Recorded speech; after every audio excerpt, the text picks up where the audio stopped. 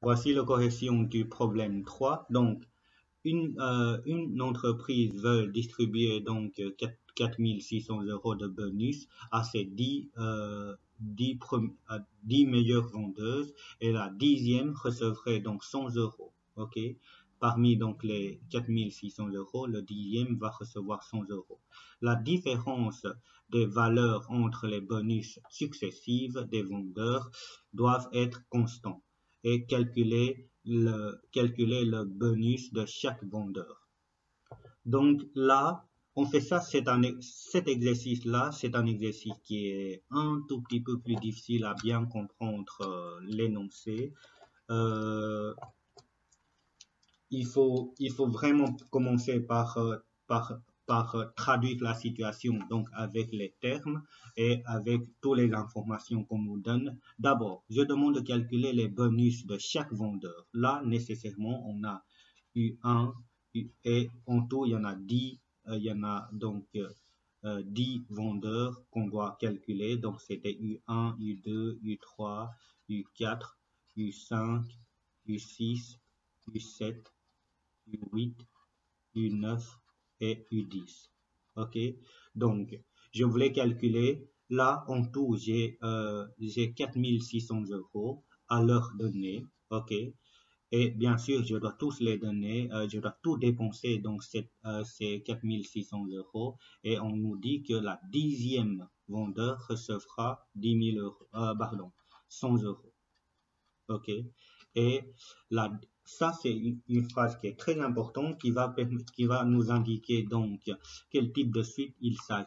Donc, la différence des valeurs entre les bonus successifs des vendeurs doivent être constants. C'est-à-dire euh, la différence entre U1 et U2 doivent être la même chose que la U2 et U3, doivent être la même chose que la U3 et U4, U4 et U5. Donc tout ça, ça doit être la même chose. C'est-à-dire, pour passer de l'une à l'autre, pour que ça soit tout le temps la même chose, donc pour que leur différence soit tout le temps la même chose, on doit faire chaque fois plus quelque chose. Il n'y a que ça qui pourra marcher. Puisque si on fait fois quelque chose, par exemple, j'ai 1 fois 2, 2, 2 fois 2, 4. Donc là, j'ai 1, je vais l'écrire. Donc, imaginons que j'ai 1 fois 2, donc fois 2, j'aurai 2, fois 2, j'aurai 4. Donc déjà là, la différence c'est 1 et ici, la différence c'est 2. OK? Du coup, ce n'est pas constant. Maintenant, si ce n'était pas avec la multiplication, si c'est une somme. 1 plus 2, j'aurai 3, plus 2, j'aurai 5. Du coup, la différence, c'était chaque fois 2. OK? Ça montre bien que c'est une somme qu'on doit, c'est l'addition qu'on doit prendre.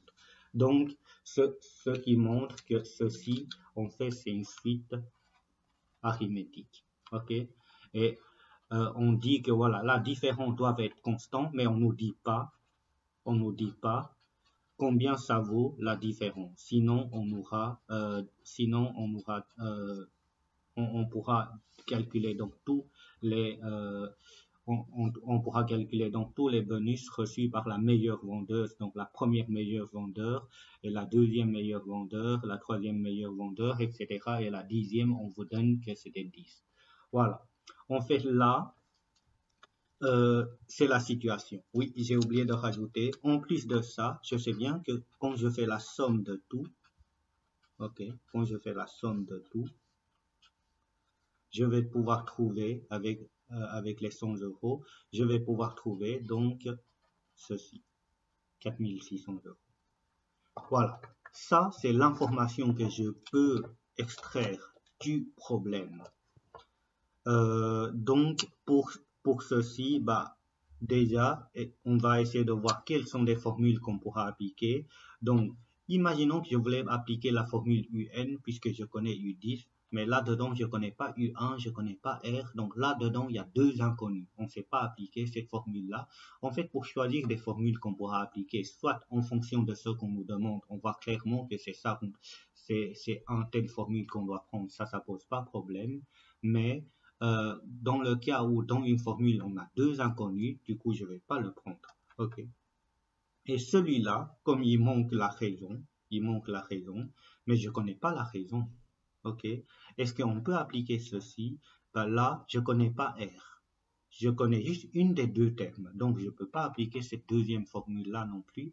Alors, la dernière chance qu'on aura, c'était Sn. Donc, et ça montre bien que là, j'essaie d'additionner donc de U1 plus U2 plus U3, etc. jusqu'au U10. Ça, c'est quoi? On fait ça, c'est S10. OK? On sait que S10, c'était égal à 4600 €. Maintenant, si je remplace la formule là-dedans, S10, elle est égale à quoi? Elle est égale à, comme c'était S10, donc c'était 10 fois U1 plus UN, c'est-à-dire U10, tout divisé par 2. OK? Ça, c'est la formule. Et par hasard, U10, on l'a. Du coup, je peux remplacer là-dedans. C'est-à-dire 4600 égale à 10 fois U1 plus U10 qui vaut 100. Tout divisé par 2. Maintenant, pour trouver U1, ben, on doit faire la résolution d'équation. Donc, je vais d'abord simplifier entre 2 et 10, j'aurai 5. 5 fois, je vais faire passer l'autre côté, je vais trouver donc 4600 divisé par 5. Et ça va me donner U1 plus 100. Et donc, U1, ce qui signifie que U1, c'était égal à quoi? Ben, U1, c'était égal à ceci, moins 100. Donc, divisé par 5, moins 100. On va essayer de calculer ça. Donc, U1, donc c'était 4600 divisé par 5, et puis tout moins 100. Je trouve 820. 820. Voilà, comme ça, je trouve U1 qui est égal à 820 €. OK. Maintenant, pour avoir les autres termes, comme je connais U1 et U10, ben, je peux trouver la raison. Une fois que j'ai la raison, ben, je peux calculer tous les autres termes. Donc, la raison, comment on pourra faire pour trouver la raison? Donc, la raison, on sait que avec la formule 2, maintenant, j'ai U10 moins U1 sur 10 moins 1. OK? Donc, U10 moins U1 sur 10 moins 1. Donc, U10, c'est quoi? C'était donc 100. Moins U1, 820. Tout divisé par 9. Donc, je vais arriver à moins 720 divisé par 9. Et là, j'aurai moins 80. Donc, ce qui signifie que pour passer d'une terme à l'autre, je dois chaque fois faire moins 80. Et pour gagner un peu de temps, on va prendre nos calculatrices. Donc, 820 moins 80, j'aurai 740.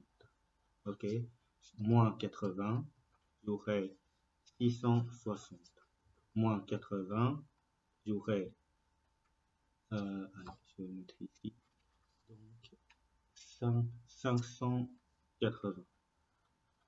Moins 80, 500. Moins 80, 420. Moins 80, j'aurai 340. Moins 80, 260. Moins 80, 180.